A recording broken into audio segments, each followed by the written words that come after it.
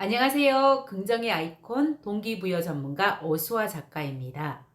저는 어린이집 원장을 18년 정도 했습니다. 그래서 육아에 대해서 전문가라고 자부할 정도로 아주 많은 생각을 가지고 있는데요.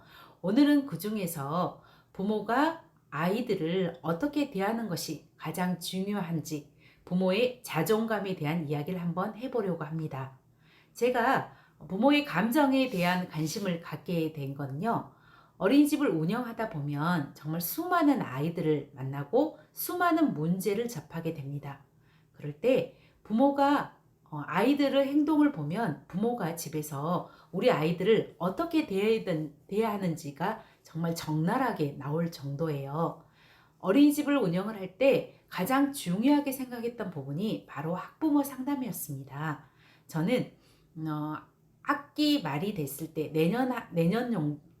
내년에 학부모 신입생 원화 모집을 할 때 학부모 상담을 많게는 2시간 정도 상담을 한 경우가 많았어요. 그 내용은 현재 아이들 모든 부모는 아이들을 행복하게 잘 키우고 싶은데 어떻게 키우는 것이 가장 잘 키우는지 이 고민을 가장 많이 합니다. 그런데 지금 육아 전문가들의 이야기를 많이 듣고 공부를 많이 하고 유튜브 강의를 많이 들을지라도 집에서 내 아이에게 적용해 보면 잘 안 되는 경우가 많죠. 그래서 항상 속상해 할 겁니다. 왜 안 될까? 내가 부모로서 적합하지 않은 건 아닐까? 내가 하는 행동 때문에 내 아이가 행복하지 않은 건 아닐까라고 지금 많은 부모님들이 고민하고 계실 거예요. 특히 오늘 저는 부모 교육을 다녀왔는데 강주 서구 육아 종합지원센터라는 곳에서 학부모들과 이야기를 소통을 하고 왔습니다. 그런데 많은 부모님들이 그런 이야기를 하세요. 강사님, 작가님, 제가 정말 아이를 잘 키우는 것이 맞는지 한번 점검하러 왔어요. 아이를 잘 키우는 거? 어떻게 하는 것이 잘 키우는 건가요? 라고 물어봤더니 잘 모르겠다는 그런 이야기를 많이 합니다. 그렇죠. 지금 부모님들이 내 아이를 정말 잘 키우고 싶고 그래서 많은 공부를 하지만 항상 좌절을 하고 또 아이와 관련된 어떤 교육관에 대해서 남편하고 이야기를 하면서 정말 내 남편이 맞는지 하는 생각들을 많이 가질 거예요. 연애해서 결혼을 했고 살면서 별 문제는 없었지만 왜 자녀 문제에 있어서만은 부부가 이렇게 생각이 다른 건지 정말 고민 많으시죠?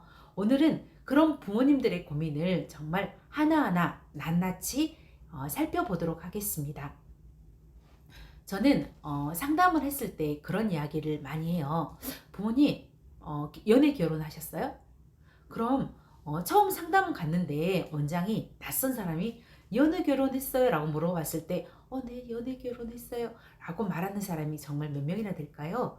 그런데 저는 연애 결혼을 했는지 연애 기간은 얼마나 됐는지 이곳이 타향살인지 고향인지 그리고 친구 관계는 어떻게 됐는지 그리고 주 양육자가 누구인지 정말 세세하게 물어보는 편입니다.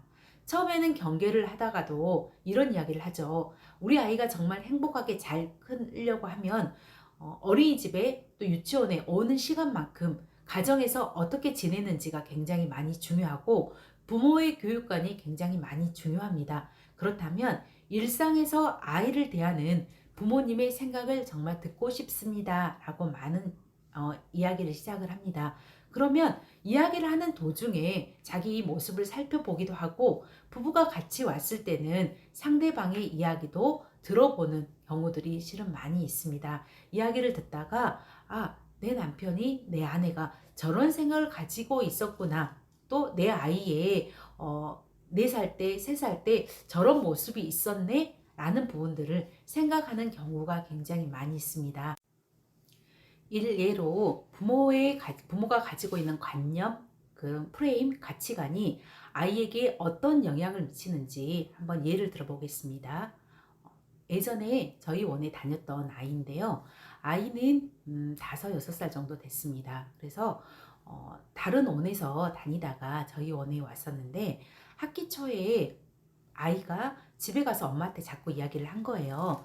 엄마, 친구가 자꾸 괴롭혀서 유치원 가기 싫어요 라고 이야기를 했대요. 그래서 그때 엄마가 그래? 누가 그랬어? 선생님에게 물어보자 이렇게 얘기를 하면서 엄마가 정말 선생님께 하루에 몇 통씩 이렇게 문자를 보내신 거예요. 우리 아이 잘 놀고 있나요? 다른 친구가 괴롭힌다고 하는데 그 아이와 사이는 괜찮나요? 이런 이야기를 이제 물어봤는데 아이는 원 생활을 너무 잘한 거예요.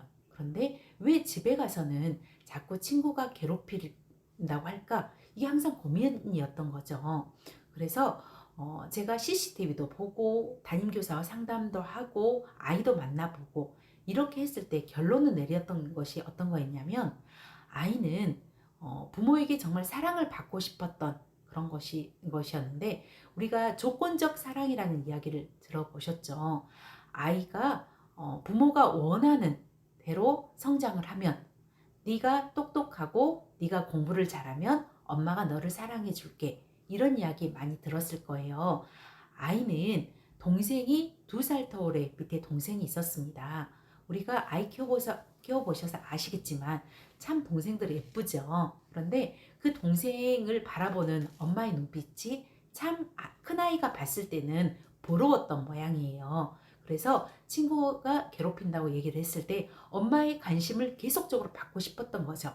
내가 친구하고 관계가 유치원에서 생활을 잘 못했다고 하면 엄마가 굉장히 많이 관심을 가져주고 선생님께 전화도 하고 이런 부정적인 어떤 자극을 이라도 어떤 무관심적인 것보다도 부정적인 자극이라도 받고 싶었던 그런 아이였던 거예요. 그런데 엄마가 그걸 알지 못하고 자꾸 선생님, 우리 아이는 그 친구가 싫대요. 그 친구가 안 놀았으면 좋겠어요.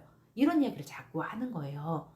아이들이 어린이집 생활을 하면서 다양한 경우를 많이 보지만 아이들에 따라서 어떤 아이는 몸을 살짝만 만져도 아프다고 하거나 친구가 때렸다고 하는 경우들도 있어요. 그 이유는 뭐냐면 어렸을 때 스킨십의 중요성에 대해서 다시 생각을 해볼 부분이에요.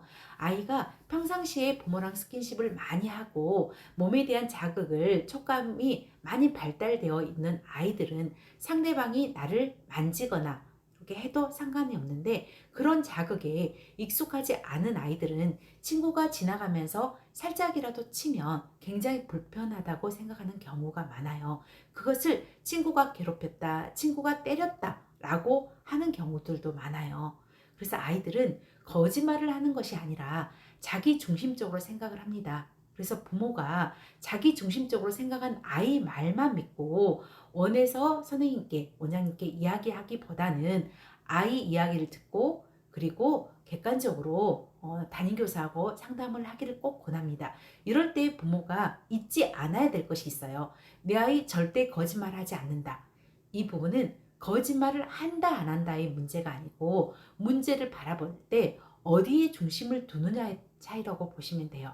내가 중심이 나라고 한다면 그 아이는 나 중심적으로 이야기하기 때문에 상대방이 봤을 때는 친구들이 자기한테 어떻게 했는가는 별로 관심을 갖지 않는 거죠. 그래서 이야기를 하다가 사실과 다르다라고 얘기했을 때 이 아이가 고의적으로 말을 하는 것이 아니라 이 아이 생각에서는 그렇게 할 수가 있겠구나라는 정도만 생각을 하고 그 말을 100% 신뢰를 하시면 안 돼요. 왜냐하면 자기 중심적으로 보기 때문에 그거를 객관적으로 보고 있는 교사의 입장에서는 다른 이야기를 할 수 있었기 때문에 너는 그렇게 생각을 했구나. 그럴 수도 있겠구나. 라고 들어주시고 그리고 꼭 사실 진위 확인을 담임 선생님과 함께 하기를 꼭 권합니다. 그렇다면 내 아이가 원에 어떻게 적응하는지가 잘 나올 거예요.